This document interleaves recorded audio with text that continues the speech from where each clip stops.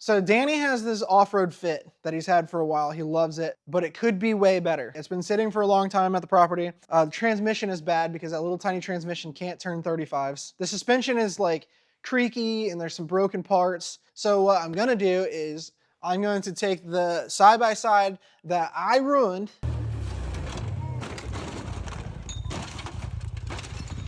and I'm going to build Danny the off-road Honda Fit of his dreams. It might be the best Honda Fit to ever exist. So now that we've got the damage assessed, this is gonna be the biggest part of build right here. So this piece right here is broken, comes down.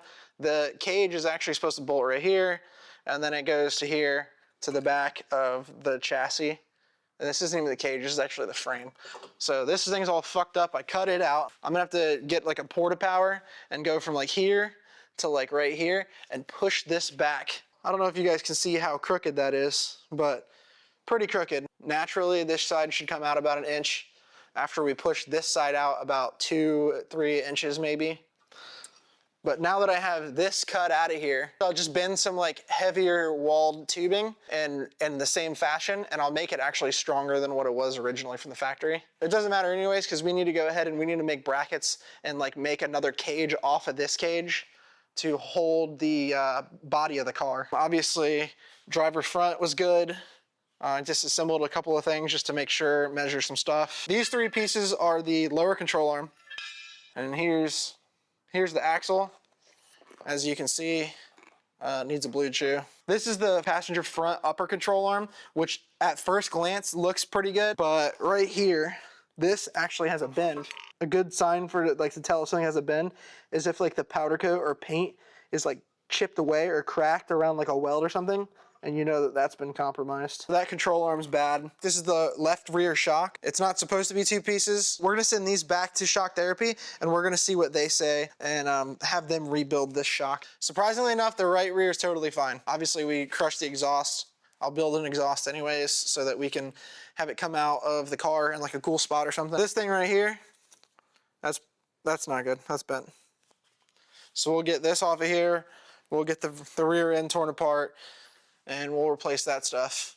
The problem with overbuilding and making things stronger than originally is that the next time something happens, that part won't break, but it'll be the next weakest link somewhere. All right, so now we know everything that's broken on it and everything is bent and needs to be replaced. So we sent an email over to the homies at L&W Fab and they sent us over a brand new set of heavy duty trailing arms and a brand new set of 2-inch forward front control arms.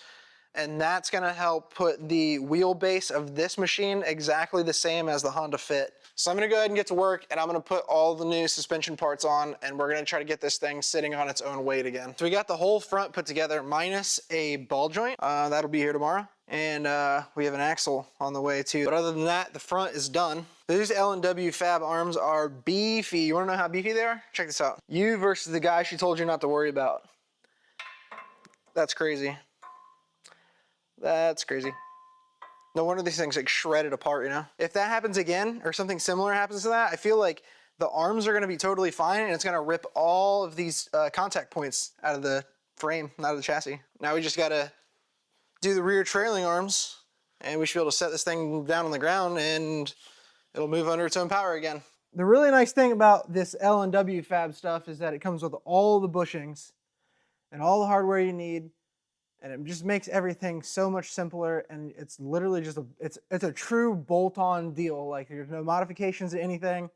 It all just bolts right up. I actually like looking forward to see how this thing drives with all the new suspension parts, but it should ride good, but I don't know what it's gonna do with the extra weight of the body of a Honda Fit. I'm gonna try to probably cut it up and make it as light as possible, but we'll see. Curious to know what that's gonna be like.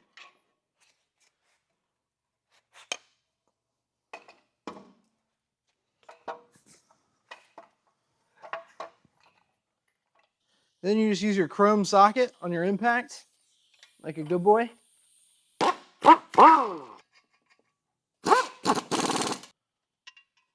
Hardware. Oh my God, this is almost too easy.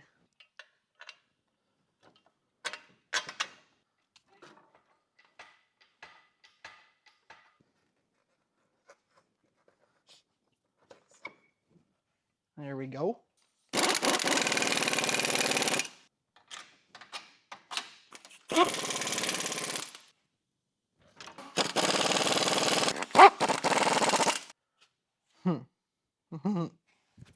She's a little crooked, bud. My first instinct would be to go ahead and adjust the rear radius arms and try to make it line up and make the track, you know, make it track straight. But the reality is we need to first set this on the ground with an even suspension. So like I said, when we'll make the mock-up shocks so that we have like a perfect ride height when we set it on the ground.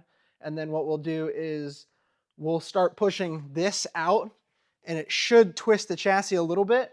And then that way everything lines up. So the goal is to actually line everything up without touching the adjustment. And then you know that the chassis is at least pretty close. And that's what we're aiming for, is pretty close, like in spec. The last time I sat in this thing, I almost died. Actually, I don't know what it sounds like with the exhaust off.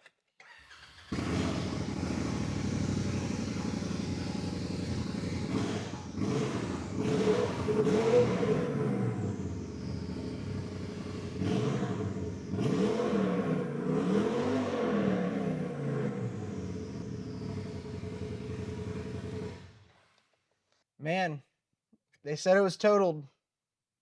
I mean, who are we kidding now? It was definitely totaled. Shout out L&W Fab for the suspension, because honestly, if they didn't pull up with the suspension, I probably wouldn't have fixed it, honestly. So we're gonna leave, the interior is gonna be left alone, but we're gonna upgrade the suspension more, and we're going to upgrade the engine powertrain a little bit more. But right now, I think we're doing pretty good. Test drive.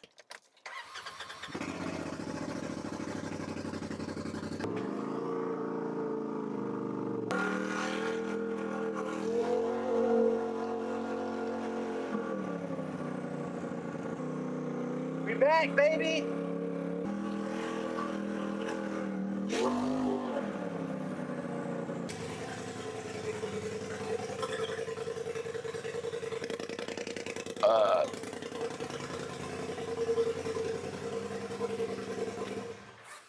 All right. Ready to fix all this and ready to set a Honda Fit body on this bitch. Next, we got to fix this. We're still waiting on parts. It's been 4 months. I just got back from the warehouse with the Honda Fit, and wheelbase wise, we're good. Perfect. Width wise, it's going to be really close, but that should make it even better.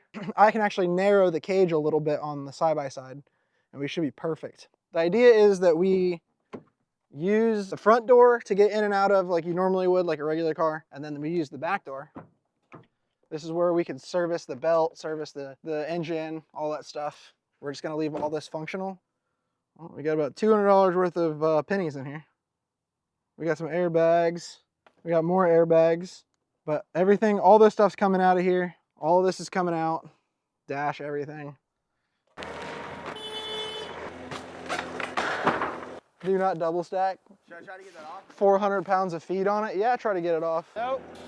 Now go down with the...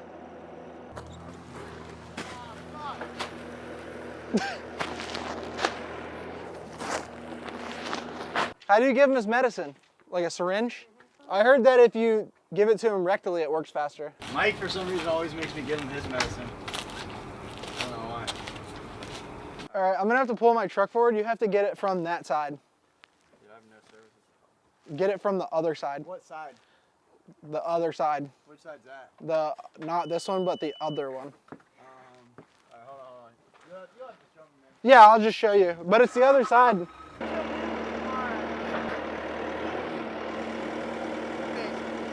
thing's heavy, boy. Hey. Am I gonna flip over? It's heavy. I can't see anything. So we got the cam in, we shimmed everything, we got the timing belt on. I ended up just kind of buttoning up the rest of the stuff, all the vacuum lines, wastegate, etc. I got the exhaust on. We went ahead and reprimed the oil system so we don't have like a dry start situation. I guess the only actual leak that we have looks like it's coming out of this turbo oil drain, so I'll have to take the filter back off, take the housing back off so I can get to this fitting, and then We'll just replace it. We'll just make a new AN line. I'll show you guys how to make an AN line. To put together AN fittings, it's super easy. You need 4 things. You need a hose, you need lubrication, you need a wrench, and you need a fitting. First thing you do is take your AN fitting apart, and you take your hose and you shove it in here until you can't anymore. You can see the end of the hose when it's all the way pressed against the back. Once you have the end of the fitting pushed onto the hose, you'll take your lube. Just makes everything slide on a lot easier. And you're gonna just kind of twist and push in there. And then once you got it in there, you get the thread start a little bit. You can set this in a vise. You can use an aluminum vise. I don't really care what this looks like, honestly, because it just gets hot and gets ruined like this anyways. You can usually use like a piece of aluminum angle right here and then use that to clamp it, and it'll save it. It won't scar up the aluminum fitting. But for time's sake, we're gonna skip it. And now we're just gonna hold onto this hose and tighten it down.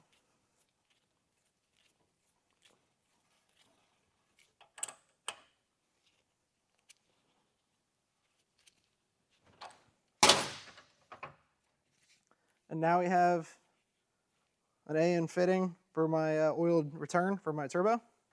I use AN fittings on everything. Don't mind the cap. I can't find my 4 AN cap to make it look pretty, but everything. Vacuum lines, brake booster hose, fuel hose, catch can hoses, coolant hoses, goes to my rear radiator. Literally everything.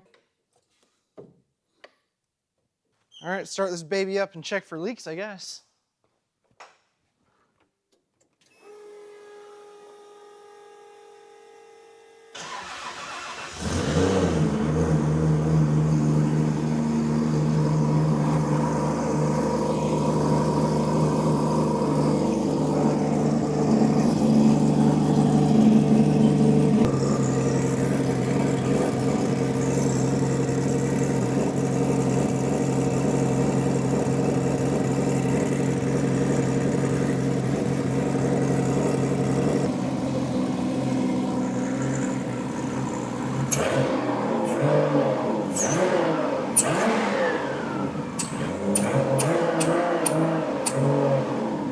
Pretty good throttle response.